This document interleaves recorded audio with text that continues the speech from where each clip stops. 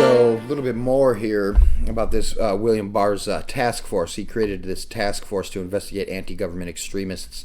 So, yeah, it just keeps on going down this road. It's a little worrisome. Let's see, Washington. This is from news.yahoo.com. Christine Phillips, USA Today. Attorney General William Barr has created a task force to investigate anti-government extremists that officials said were responsible for instigating violence and disrupting peaceful protests over the death of George Floyd. In a memo Friday, he said there is evidence that extremists belong to the far-right Boogaloo movement and those who identify as Antifa, a loosely organized anti-fascist group, are responsible for some of the violence that marred protests across the country. Barr also said some of the extremists may have had some support from foreign entities, although he did not offer evidence. Yeah, because there's probably not much evidence of that. I mean, maybe somebody in these were funded by foreign entities, but I think that's highly unlikely. I think it's probably more likely that they were funded by domestic entities, including the various elements of the United States government, but I know that's pretty conspiratorial talk. But really, it's like, really, I find that to be hard to believe that the Boogaloo or Antifa. A lot of people think it's. I've noticed the so-called conservatives and right wings have said Antifa is not. It's not as how would you say amorphous as it claims, that it's funded by Soros or whoever else. I mean, I guess, if you want to make that argument, but it's harder to make the argument that the so-called Boogaloo movement is some foreign entity funded thing. I mean, if you know anything about that group beyond their belief that a second civil war is coming, basically, or in some regards should come, you would know that they're, at best case scenario, they're libertarians. So, not sure how much they'd be dealing with foreign states, at least. And, in the other case, some of the people who've been linked to it, they claim, are nationalists. So, again, unlikely that they're going to take foreign aid from some entities, I would think. Anyway, maybe not. Although, quote, although these extremists profess a variety of ideologies, they are united in their opposition to the core constitutional values of a democratic society governed by law, Barr said. It's tricky because I would say, yeah, probably, but, not really. Especially the so-called, well, I'm not even going to say, but as libertarians, we go beyond, we recognize the inherent inalienable rights that are described and noted in the Bill of Rights. Beyond that, I don't think constitutional values matter too much. It's more so-called classical liberal values in general that were the basis of the creation of the United States Constitution and the Declaration of Independence. So to call them constitutional values, I think, is misleading. The values do not come from the Constitution. They are not constitutional values. They are classical liberal values. And, I would question the use of democratic society, and definitely governed by law, especially if they mean legislation. But so interesting propaganda. It's weird to me because I would think maybe some of the people in the Boogaloo movement might consider themselves constitutionalists, honestly. So, but they would just say they don't know what they're talking about because their actions go against it, and debatable in the least. Let's see. Barr said the task force will obtain information about extremist groups, their networks, and movements. So, breaking out further government spying. The ultimate goal of the task force will not be to enable prosecution of extremists who engage in violence, odd statement there, but to engage these groups well enough that we can stop such violence before it occurs, and ultimately eliminate it as a threat to public safety and the rule of law. So, yeah, they're spying on people to get probable cause to stop them before they commit, quote, such violence before it occurs. Somewhat conspiracy can be a valid charge at times, but how are they going to go about getting this evidence? No doubt government spying. So these so-called constitutional values, we'll see how much they actually ring true in this witch hunt for anti-government extremists. They will probably, no doubt, be violated. I mean, they're violated every day anyway, so they're probably just going to use the existing encroachment apparatus to further their hunt here. The Justice Department has charged a number of people in connections with violence that happened at protests. Earlier this month, federal authorities in Nevada charged 3 men associated with the Boogaloo movement with conspiracy to cause destruction during demonstrations in Las Vegas. Officials have offered no information linking suspects to Antifa. In an interview with NPR, Barr said investigators don't arrest people for being a member of the far-left movement. We charge them for throwing a Molotov cocktail, or we charge them for possession of a gun. Okay, that's interesting. Or possession of gasoline and the things to make bombs with. Possession of gasoline. Yeah, you better not be possessing any gasoline because you might be an anti-government extremist. Obviously, I'm sure, in his mind, he probably has a little bit more intricate scenario than just possession of gasoline. I'll give him that much credit, I think. Maybe I shouldn't, though. Those are the kinds of charges that are filed. Even less sensational charges such as battery. But we are obtaining information and intelligence about the operations of these people. Okay, well, interesting bits of news. Again, I talked a little bit about this yesterday, and this is a different article that I did not come across. It does say it was published yesterday, but I did not see it on the front pages till I looked just now. So, I mean, the propaganda, and yesterday I had mentioned that, he said that these are agents of coercion, and I went on another tangent somewhat related, but a point that I wanted to make was it's just ironic that they say that these people are agents of coercion, even though they can point out actual examples of illegitimate use of coercion and force. The government itself is an agent of coercion by definition, entirely, really nothing but an agent of coercion, regardless of the words that they use to describe it, like representative or conducting the policy of the country or whatever. I mean, it's based on coercion. Let's see. I wanted to go through this a little bit to see what this. The Lincoln Project is trolling Trump, but can it sway voters? Tina Nguyen and Alina Schneider, Politico, June 27th, 2020. Let's see. Really, my main interest in this was that it seems the Lincoln Project are a bunch of Republicans, anti-Trump Republicans, and let's see. Galen had co-founded the Lincoln Project, an anti-Trump PAC run by Republicans with the goal of convincing Americans to vote against him in November. My main point about this was just, these people are still worshiping Lincoln, the Lincoln Project. So what do you mean by that? Further increase federal government's power over our lives, military conscription, suspension of habeas corpus. What exactly are you trying to say here by the Lincoln Project? He's got the one thing that's attributed to him, which is probably attributed way more than it should be to him, which is the abolition of slavery. But then we've got all these other constitutional violations and illegitimate actions he took during the war, arguably to dismantle slavery. So I just thought that was interesting when I noticed these were Republicans. Of course, Republicans are usually, because Lincoln was one, in name anyway, depending on philosophy, and I guess it fits, he violated the Constitution left and right, so, sure, you guys can claim that. It fits for the GOP anyway. Oh, yes, I saw this. Justin Carissimo, CBS News. 3 youth facility staffers charged in death of black teen. 3 staff members at a youth facility in Kalamazoo, Michigan have been charged in the death of a black teenager who died days after being restrained for throwing a sandwich, a county prosecutor announced Wednesday. So, yeah, sure, definitely. That seems like a justified response. Obviously they probably didn't mean to kill him. I would give him the benefit of the doubt in that, but how could this have possibly happened, right?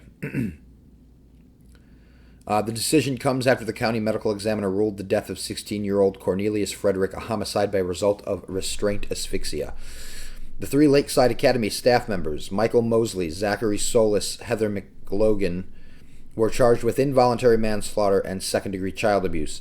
According to the charging documents, Mosley and Solis are accused of restraining Frederick in a grossly negligent manner. McLogan, who was a nurse at the facility, is accused of failing to seek timely medical care for the teen. Sure, makes sense. So let's see what Lakeside Academy is. What kind of youth facility is this? According to its website, Lakeside is a highly structured program for male youth who are in need of an out-of-home placement. So some type of foster care, apparently. 2 days prior to his death, he had thrown a piece of a sandwich at another resident and was restrained by 2 staff members. Frederick's family is seeking $100 million in damages. Video from Lakeside Academy even shows a staff member placing her weight directly on Cornelius' chest for nearly 10 minutes as Cornelius lost consciousness. Frederick yells, "I can't breathe," but the staff members do not get off his body. Unfortunate. I mean, right.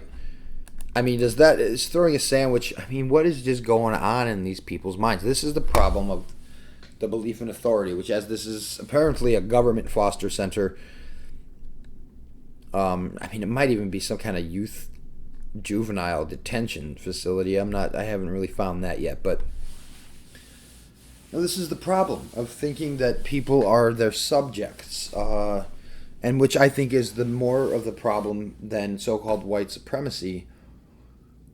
Is just, because this will happen to anyone. Though obviously a white supremacist is going to be more lenient to a white person.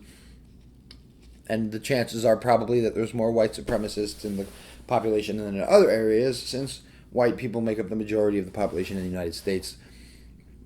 And another thought that I tend to have is that any of the white supremacists that do exist, perhaps they have this urge to dominate other humans. And so where do they naturally go? To government, because that's what government is. So maybe that's why we have a large amount of apparent racist sociopath cops. I mean, obviously we'll have a lot of sociopath cops regardless, and then, I mean, a really antisocial person, though, I'm not sure they would care so much about race. I mean, I suppose they could have a racist outlook, but, why would they give some people exemption from being slaves? A true sinister person would probably just want to enslave everyone regardless, anything that they can get their hands on. And we do, and we see police brutality against whites and everything too. So let's see. So that's interesting. I'm not sure. I mean, like I said, I'm pretty sure the problem is it's just this belief in authority. They have the right to manhandle people who disobey their commands. That's a fundamental element of the belief, if anything, that, and if not, if at least at most, that it is the entirety of the belief in authority. So just incredible. So here's another one that I thought might be interesting. I'm sure pretty much bad news, but Rich Shapiro, NBC News, June 27th, how the officers charged in George Floyd's death could get their jobs back. Let's see. Shortly after 4 Minneapolis officers were fired over the death of George Floyd, the president of the city's police union wrote a letter to his members signaling that he was working to restore the officers' jobs. Well, of course, they were fired without due process. What? So how does this work? You don't really get due process when you're being fired from a job. I'm sure that they think that they're entitled because there's some sort of government agency. I guess he could maybe rationalize this by saying, well, it hasn't been proven that they did anything wrong, even though there's a video of them standing around like a bunch of idiot knucklehead slaves, or slave masters anyway, just unthinking drones while their buddy over there suffocates a guy for nearly 10 minutes. So, how much more due process do you need to get fired from a job? This isn't...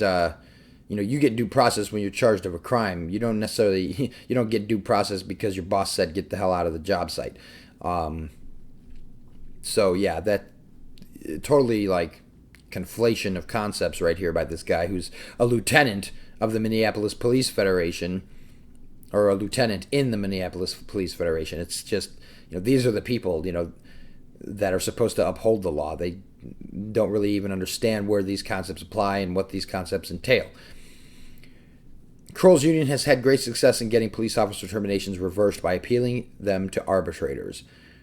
Wow, that's unfortunate. Now they're going to try to link this to some sort of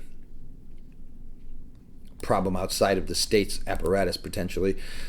Since 2006, 8 Minneapolis police firings have been cited by arbitrators, and all but 2 resulted in the officers getting their jobs back, according to the NBC News review of records from the Minnesota Bureau of Mediation Services. One officer punched a handcuffed man in the face multiple times, breaking his nose. Another pleaded guilty to a misdemeanor charge stemming from an altercation with his wife.